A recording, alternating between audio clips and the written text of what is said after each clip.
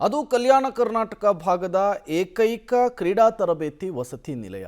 ಈ ವಸತಿ ನಿಲಯದಲ್ಲಿ ರಾಜ್ಯದ ಹಲವು ಭಾಗದಿಂದ ಬಂದಂತಹ 90ಕ್ಕೂ ಹೆಚ್ಚು ವಿದ್ಯಾರ್ಥಿಗಳಿದ್ದಾರೆ.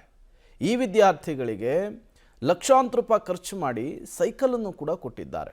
ಆ ಸೈಕಲ್ಲು ಕಳಪೆ ಗುಣಮಟ್ಟದಿಂದ ಕೂಡಿದೆ ಅನ್ನೋದು ಗೊತ್ತಾಗ್ತಾ ಇದೆ.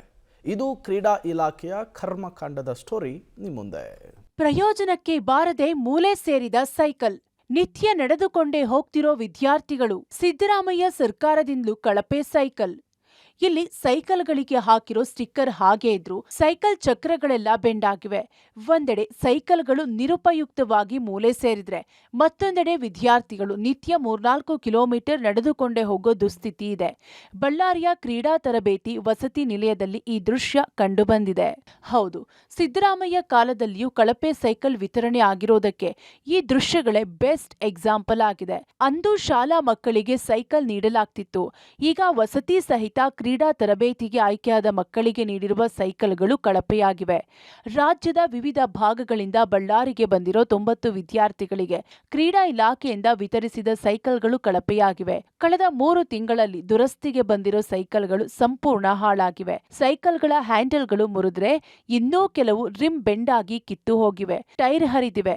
ಈ ಮೂಲಕ ಸೈಕಲ್ ಖರೀದಿಯಲ್ಲಿ ಬ್ರಹ್ಮಾಂಡ ಭ್ರಷ್ಟಾಚಾರ ನಡೆದಿದ್ದು, ಕಳಪೆ ಗುಣಮಟ್ಟದ ಸೈಕಲ್ ವಿತರಣೆ ಮಾಡಲಾಗಿದೆ ಅನ್ನೋದ್ರಲ್ಲಿ ಯಾವುದೇ ಅನುಮಾನವಿಲ್ಲ. ಅಧಿಕಾರಿಗಳ ನಿರ್ಲಕ್ಷ್ಯತನ ಮತ್ತು ಬೇಜವಾಬ್ದಾರಿತನದಿಂದಾಗಿ ಯೋಜನೆಗಳ ಮತ್ತು ಅರ್ಹರಿಗೆ ತಲುಪಬೇಕಾಗಿರ್ತಕ್ಕಂಥ ಸವಲತ್ತುಗಳು ಹೇಗೆಲ್ಲ ಹಳ್ಳ ಹಿಡಿತ್ವೆ ಅನ್ನೋದಕ್ಕೆ ಬಳ್ಳಾರಿಯಲ್ಲಿ ನಾವಿವತ್ತು ತೋರಿಸ್ತಾ ಇರ್ತಕ್ಕಂಥ ಒಂದು ಸುದ್ದಿ ಅನ್ನೋದು ಇದು ಸ್ಪಷ್ಟ ನಿದರ್ಶನ ಅಂತ ಹೇಳ್ಬೋದಾಗಿದೆ. ಕ್ರೀಡಾ ಇಲಾಖೆಯಿಂದ ಪ್ರಮುಖವಾಗಿ ರಾಜ್ಯದಲ್ಲಿರ್ತಕ್ಕಂಥ ಕ್ರೀಡಾ ವಸತಿ ನಿಲಯದಲ್ಲಿ ಅಭ್ಯಾಸ ಮಾಡ್ತಕ್ಕಂಥ ವಿದ್ಯಾರ್ಥಿಗಳಿಗೆ ಅನುಕೂಲವಾಗಲಿ ಅನ್ನುವಂಥ ಕಾರಣಕ್ಕೋಸ್ಕರ ಸೈಕಲ್ಗಳನ್ನ ವಿತರಣೆ ಮಾಡಲಾಗುತ್ತೆ. ಅದು ಕೂಡ ಬಳ್ಳಾರಿಯಲ್ಲಿರ್ತಕ್ಕಂಥ ವಸತಿ ಸಹಿತ ಕ್ರೀಡಾ ಹಾಸ್ಟೆಲ್ ಏನಿದೆ ಅಲ್ಲಿರ್ತಕ್ಕಂಥ 90ಕ್ಕೂ ಹೆಚ್ಚು ವಿದ್ಯಾರ್ಥಿಗಳಿದ್ರೆ ಅವರೆಲ್ಲರಿಗೂ ಕೂಡ ಈ ಒಂದು ವಸತಿ ಶಾಲೆಯಿಂದ ಅವರಿಗೆ ಇರ್ತಕ್ಕಂಥ ಶಾಲೆಗಳಲ್ಲಿ ಓದಲಿಕ್ಕೆ ಅವಕಾಶ ಮಾಡಿಕೊಡ್ಲಾಗಿತ್ತು. ಹೀಗಾಗಿ ಅವ್ರು ದಿನನಿತ್ಯ ಓಡಾಡಲಿಕ್ಕೆ ಮತ್ತು ಸೈಕ್ಲಿಂಗಿಗೂ ಕೂಡ ಅವ್ರಿಗೆ ಅನುಕೂಲವಾಗಲಿ ಅನ್ನುವಂಥ ಕಾರಣಕ್ಕೋಸ್ಕರ 3 ತಿಂಗಳ ಹಿಂದಷ್ಟೇ ಬಳ್ಳಾರಿಯಲ್ಲಿರ್ತಕ್ಕಂಥ ಕ್ರೀಡಾ ವಸತಿ ನಿಲಯಕ್ಕೆ 90ಕ್ಕೂ ಹೆಚ್ಚು ಸೈಕಲ್ಗಳನ್ನು ವಿತರಣೆ ಮಾಡಲಾಗಿತ್ತು.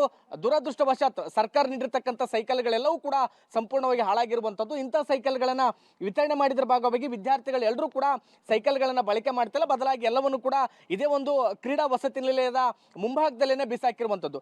ನೀವು ನೋಡ್ಬೋದು, ಇಲ್ಲಿ ಈ ಸೈಕಲ್ ಇದು ಚಕ್ರ ಏನಿದೆ ಸಂಪೂರ್ಣವಾಗಿ ಬೆಂಡಾಗಿರುವಂಥದ್ದು.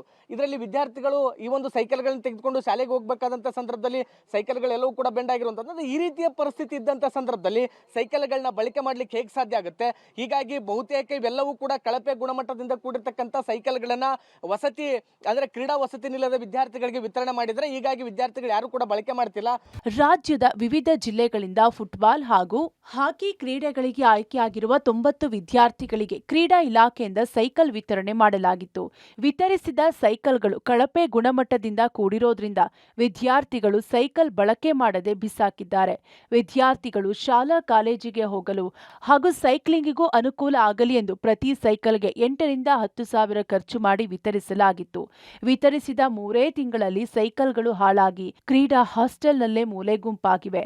ವಿತರಿಸಿದ ಒಂದೇ ವಾರದಲ್ಲಿ ಸೈಕಲ್ಗಳು ಬೆಂಡಾಗಿದ್ರೆ, ಟೈರ್ಗಳು ಕಿತ್ತು ಬಂದಿವೆ. ಸೈಕಲ್ಗಳನ್ನ ರಿಪೇರಿ ಮಾಡಿಸಿ ಸುಸ್ತಾದ ವಿದ್ಯಾರ್ಥಿಗಳು ನಿತ್ಯ ನಡೆದುಕೊಂಡೇ ಶಾಲಾ ಕಾಲೇಜುಗಳಿಗೆ ಹಾಗೂ ಫುಟ್ಬಾಲ್ ಹಾಕಿ ಪ್ರಾಕ್ಟೀಸ್ಗೆ ಹೋಗ್ತಿದ್ದಾರೆ. ಈ ಸ್ಟೋರಿ ಕ್ರೀಡಾ ಇಲಾಖೆಯ ಕರ್ಮಕಾಂಡವನ್ನ ಬಯಲು ಮಾಡುವಂತಿದೆ.